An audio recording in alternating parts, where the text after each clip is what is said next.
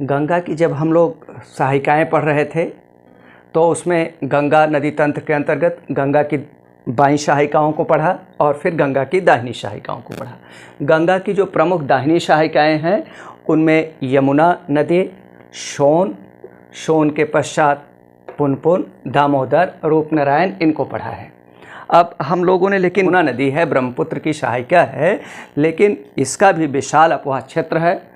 यमुना का एक विशाल अपवाह क्षेत्र है यमुना का, और गंगा की दाहिनी ओर की मैदान में प्रवाहित होने वाली सबसे बड़ी, सबसे लंबी, सबसे महत्वपूर्ण सहायिका यमुना है।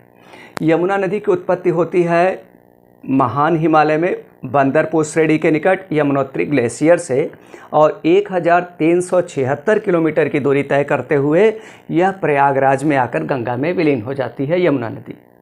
यमुना नदी के विषय में आप पढ़ चुके हैं कि यह यमुना नदी कई राज्यों से होकर गुजर रही है। उत्तराखंड से आ रही है, हिमाचल प्रदेश और उत्तर प्रदेश की सीमा के सहारे प्रवाहित हो रही है, हरियाणा में करनाल, सोनीपत, पानीपत से प्रवाहित हो रही है। इसके पश्चात यह दिल्ली आती है, फरीदाबाद आती है, नोएडा आती है, मथुरा, आगरा, फिरोजाबाद, इटावा, हमीरपुर होते हुए प्रयागराज में गंगा में विलीन होती है। और बहुत से आप देख रहे हैं कि औद्योगिक नगर जैसे नई दिल्ली है, करनाल है, सोनीपत है, पानीपत है, मथुरा की ऑयल रिफाइनरी विश्व प्रसिद्ध है, आगरा में चमड़ा धोने का कार्य प्रसिद्ध है, और नोएडा है इंडस्ट्रियल एरिया बहुत तेज़ी से डेवलप हो रहा है। सबका इंडस्ट्रियल एफ्लुएंट्स इसमें प्रवाहित होने के कारण इसका COD बहुत ज़्यादा हो गया है, केमिकल ऑक्सीजन डिमांड बहुत ज़्यादा है, BOD बहुत ज़्यादा है, बायोलॉजिकल ऑक्सीजन डिमांड बहुत ज़्यादा है।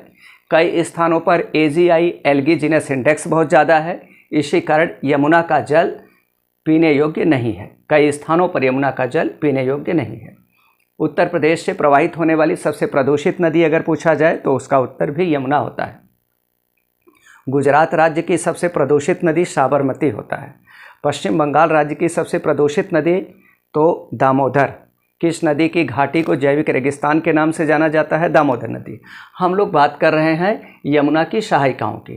तो यमुना की जो प्रमुख सहायिकाएं हैं, जो प्रमुख दाहिनी सहायिका है, यमुना की प्रमुख दाहिनी सहायिका, तो दाहिनी सहायिकाओं में चंबल, सिंध, बेतवा, केन यमुना की प्रमुख दाहिनी सहायिकाएं हैं।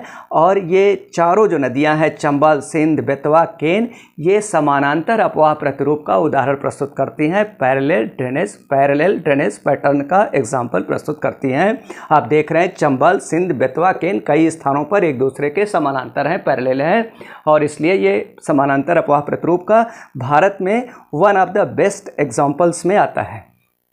हम लोग सबसे पहले चंबल की, और इसकी जो बाईं सहायिकाएँ हैं उनमें है टॉन्स, हिंडन, रिंद, सेंगर और वरना।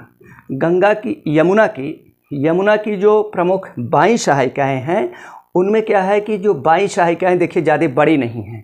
उसका कारण क्या है कि गंगा है, यमुना है, इन दोनों नदियों के मध्य यमुना की जो बाईं सहायिकाएँ हैं वो सैंडविच्ड हो चुके हैं, और इसी कारण उनकी लंबाई ज़्यादा नहीं है, उनका अपवाह क्षेत्र ज़्यादा नहीं है, जलग्रहण क्षेत्र ज़्यादा नहीं है यमुना की बाईं सहायिकाओं का। हम लोग दाहिनी सहायिकाओं की बात करते हैं। यमुना की दाहिनी सहायिकाएँ बहुत महत्वपूर्ण हैं, उन पर काफ़ी प्रश्न पूछे जा चुके हैं, जिनमें सबसे पहले हम लोग चंबल नदी की बात करते हैं। चंबल नदी यमुना की प्रमुख दाहिनी सहायिका है। इसकी उत्पत्ति होती है विंध्यन पर्वत श्रृंखला। आप देख रहे हैं विंध्यन पर्वत श्रृंखला यहाँ से होकर गुजर रही है।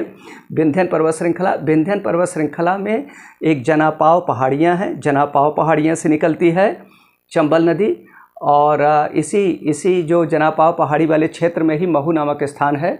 महू से 15 किलोमीटर उत्तर पूर्व से निकलती है ये चंबल नदी। महू जहाँ डॉक्टर BR अम्बेडकर, हमारे देश के जो संविधान निर्माता डॉक्टर BR अम्बेडकर हैं, उनका जन्मस्थली है महू। इस पर भी प्रश्न पूछा जा चुका है। डॉक्टर BR अम्बेडकर का जन्मस्थली क्या है? तो महू है, मध्य प्रदेश में मालवा पठार पर स्थित महू नामक स्थान है।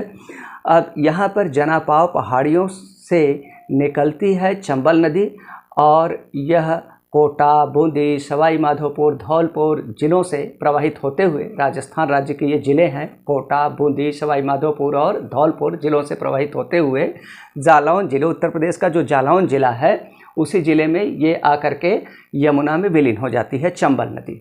चंबल नदी की जो प्रमुख, चंबल नदी की भी कई बाईं और दाईं शाखिकाएँ हैं, लेकिन चंबल नदी की जो प्रमुख दाहिनी शाखिकाएँ हैं वो है काली सिंध और पार्वती, और चंबल नदी की जो महत्वपूर्ण बाईं शाखिका है वो है बनास।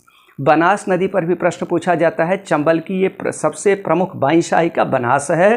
प्रश्न आएगा कि राजस्थान राज्य की सबसे लंबी नदी, सबसे बड़ी नदी, तो अक्सर लोग लूनी बता देते हैं। लूनी पूरे भारत की सबसे बड़ी सैलाइन साल्ट रिवर है, भारत की सबसे बड़ी लवण नदी है लूनी नदी। लूनी नदी की घाटी ही राजस्थान राज्य का निम्नतम स्थान बनता है। लूनी नदी पर बहुत से प्रश्न पूछे जाते हैं, लेकिन जो बनास नदी है वो लूनी नदी से भी बड़ी है, मतलब लार्जेस्ट भी है और लॉन्गेस्ट भी है। तो राजस्थान राज्य की the largest and the longest river पूछा जाता है तो बनास है, जो चंबल की सहायिका है, और इसमें इसके अधिकांश भागों में फ्रेश वाटर बहता है, ताज़ा जल बहता है, जबकि लूनी नदी में खारा जल बहता है। इसलिए आता है कि राजस्थान राज्य की खारे जल की सबसे बड़ी नदी या सबसे लंबी नदी तब तो लूनी है, लेकिन राजस्थान राज्य की सबसे लंबी या सबसे बड़ी नदी, तो दोनों का उत्तर हो जाएगा बड़ी या लंबी नदी राजस्थान राज्य की तो बनास होगा। इसमें फ्रेश वाटर बहता है, ताज़ा जल बहता है बनास नदी में। अब क्या है कि जो चंबल नदी है इस पर कई डैम बनाए गए हैं। इनमें एक डैम है गांधी सागर बांध। गांधी सागर बांध मध्य प्रदेश राज्य में पड़ेगा, और ये मध्य प्रदेश और राजस्थान राज्यों की संयुक्त जल विद्युत परियोजना है, और मध्य प्रदेश राजस्थान राज्य की सीमा पर है, लेकिन इसका अधिकांश भाग पड़ेगा मध्य प्रदेश राज्य में। गांधी सागर डैम, गांधी सागर डैम के और पश्चिम उत्तर पश्चिम में उत्तर में जाएंगे तो राणा प्रताप सागर डैम है। राणा प्रताप सागर डैम जो राजस्थान राज्य में पड़ेगा, चित्तौड़गढ़ जिले में पड़ेगा, और उसके भी उत्तर में है जवाहर सागर डैम। तो चंबल नदी पर तीन महत्वपूर्ण डैम है, बांध है, गांधी सागर डैम और राणा प्रताप सागर डैम और जवाहर सागर डैम। तो ये तीन महत्वपूर्ण बांध चंबल नदी पर निर्मित हैं। इन पर प्रश्न पूछा जा चुका है। एक कोटा बैरोज है, कोटा बैरोज भी एक है, ये भी एक डैम है, छोटा डैम है कोटा बैरोज। कोटा बैरोज से ही कई नहरें निकालकर मध्य प्रदेश और राजस्थान राज्य में के कुछ अधिकांश भागों को, राजस्थान और मध्य प्रदेश राज्यों के अधिकांश भागों को सिंचाई सुविधाएं उपलब्ध कराई गई हैं कोटा बैरोज से नहरें निकालकर। इसके अलावा कोटा बैरोज से एक नहर निकाल करके केवला देव घाना पक्षी अभ्यारण्य की ओर जाता है। प्रश्न पूछा जा चुका है कि घाना पक्षी जो सेंचुरी है उसको घाना पक्षी, केवला देव घाना पक्षी बर्ड सेंचुरी जो भरतपुर ज़िले में है राजस्थान राज्य के, उसको जल कहाँ से मिलता है? तो यहीं जो कोटा बैरोज है वहीं से जल मिलता है। कोटा नगर किस नदी के तट पर बसा है? तो इसका उत्तर हो जाएगा चंबल नदी के तट पर बसा है। बूंदी किस नदी के तट पर बसा है? सवाई माधोपुर, धौलपुर, ये सभी नगर इस चंबल नदी के तट पर बसे हुए हैं। तो चंबल महत्वपूर्ण नदी है। चंबल नदी जो चंबल का बीहड़ है उससे होकर प्रवाहित होती है, मालवा पठार पर प्रवाहित होती है। उत्खात भूमि कहलाता है मालवा का पठार। बड़े बड़े अवनालिकाओं का निर्माण हुआ है। भारत का सबसे ऊबड़ खाबड़ पठार है मालवा का पठार, और इस पठार के बारे में आप पढ़ चुके हैं इसके पहले जब हम लोग भारत के प्राकृतिक प्रदेश डिस्कस किए हैं। तो मालवा का पठार काफ़ी ऊबड़ खाबड़ पठार है, काफ़ी ऊबड़ खाबड़ मालवा पठार है, और ये लंबे समय तक डाकुओं का षड्स्थली था। वर्तमान समय में भी यहाँ पर बहुत से अपहरणकर्ता छुपे हैं, या जो अराजक तत्वों में, अराजक कार्यों में लगे हुए लोग हैं, आज भी यहाँ पर सड़ लेते हैं, क्योंकि आज भी इस मालवा पठार का अधिकांश भाग आज भी अगम्य बना हुआ है, इनएक्सेसिबल बना हुआ है मालवा पठार का अधिकांश भाग। हम लोग सिंध नदी की बात करते हैं। ये बिंधन के फूथिल एरिया से निकल रही है और इटावा में यमुना में विलीन हो जाती है। सिंध के बाद हम लोग, ज़्यादा महत्वपूर्ण नदी नहीं है सिंध के बाद हम लोग बेतवा की बात कर रहे हैं। बेतवा नदी सिंध तो निकलती है विदिशा, जो बिंधन का फुटिल एरिया है उसमें विदिशा, मध्य प्रदेश का विदिशा जिला है, वहाँ से निकलती है सिंध, और इटावा में आकर के यमुना में विलीन हो जाती है। बेतवा नदी की बात कर रहे हैं।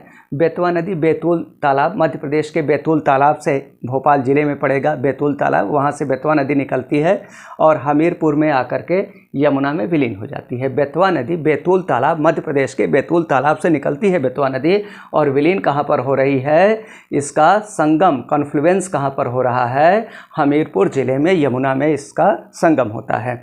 बेतवा जो नदी है ये बहुत महत्वपूर्ण हो जाती है। इस पर बहुत से प्रश्न पूछा गया है कि परीक्षा बांध किस नदी पर स्थित है, तो बेतवा नदी पर। रानी लक्ष्मीबाई बांध किस नदी पर निर्मित है, तो बेतवा नदी पर। माता टीला बांध किस नदी पर निर्मित है, बेतवा नदी पर। ये तीनों प्रश्न पूछे जा चुके हैं विभिन्न प्रतियोगी परीक्षाओं में। इसमें देखिए हम लोग बात कर रहे हैं राजघाट बेतवा नदी पर। सबसे पहले ये राजघाट बांध है। राजघाट बांध को रानी लक्ष्मीबाई बांध भी कहते हैं, रानी लक्ष्मीबाई बांध या राजघाट बांध। फिर इसके और उत्तर में बढ़ेंगे माता टीला बांध है, और उत्तर में बढ़ेंगे परीक्षा बांध। ये 3 डैम महत्वपूर्ण हैं बेतवा नदी पर, और इन्हीं पर ये प्रश्न पूछा जाता है। केन और बेतवा को जोड़ने की परियोजना, केन और बेतवा को जोड़ने की जो परियोजना है वो भारत में नदी घाटियों को जोड़ने की महत्वपूर्ण परियोजना है। इसके अलावा आप देखिए इसमें जो केन नदी है, केन नदी ये भी कैमूर पहाड़ी से निकलती है, कैमूर के उत्तरी फूटिल एरिया से, नदर्न फूटिल एरिया कैमूर से निकलती है केन।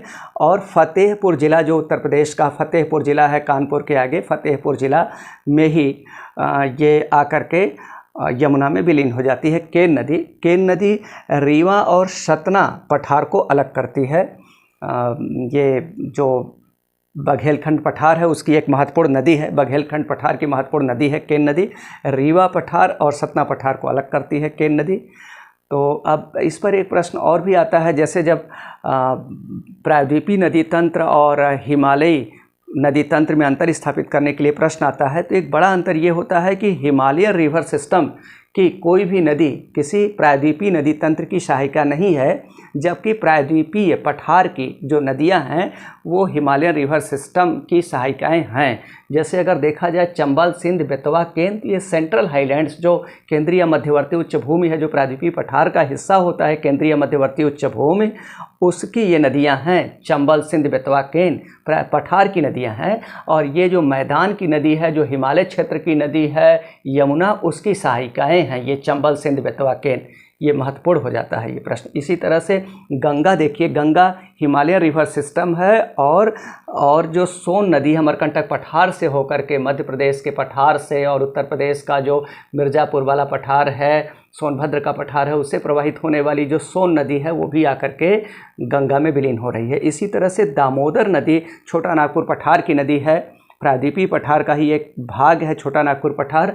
तो यहाँ की नदी है दामोदर नदी, वो भी आकर के हुगली में विलीन हो रही है। हुगली जो कि गंगा की ही एक डिस्ट्रीब्यूटरी है, एक वितरणिका है हुगली, एक तरह से गंगा ही है भारत में हुगली। और यमुना की जो प्रमुख बाई सहायिकाएँ हैं वो है टोन्स। टोन्स तो निकलती है हिमालय क्षेत्र से, और काफ़ी बाएं तट की तो सबसे लंबी सहायिका टोन्स ही, यमुना की बाएं तट की सबसे लंबी या सबसे लंबी बाई सहायिका यमुना की अगर पूछा जाए तो टोन्स ही है। टोन्स के बाद छोटी सहायिकाएँ हैं, हिंडन है, रिंद है, संगर है, वरुणा है, ये सब छोटी सहायिकाएँ हैं यमुना की जो बाई सहायिकाएँ हैं। तो इसके साथ ही हम लोग हिमालयन रिवर सिस्टम या सदा नीरा नदी तंत्र पूरा कर रहे हैं। इसके पश्चात हम लोग प्रायद्वीपीय नदी तंत्र डिस्कस करेंगे।